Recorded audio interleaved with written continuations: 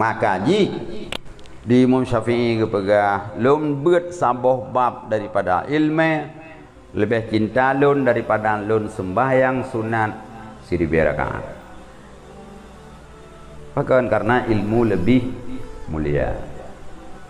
Sahabat Huraw, Sidro, Zahid, Bashar Al-Hafi, ketamang lah masjid, gengiang lah saboh tumpuk, urang beut, urang medrak, urang semua beut, saboh tumpuk tu urang berzikir.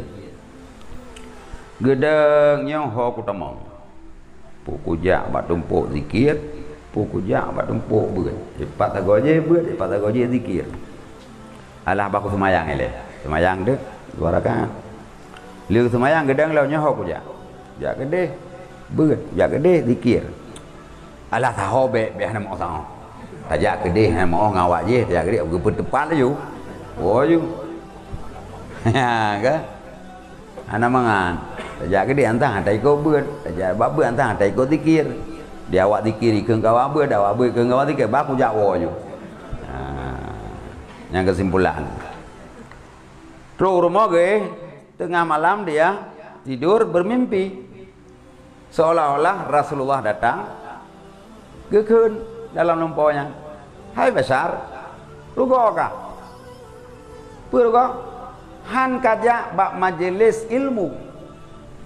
Sesungguhnya dalam majelis ilmu itu ada malaikat-malaikat yang sedang mengikuti pengajian.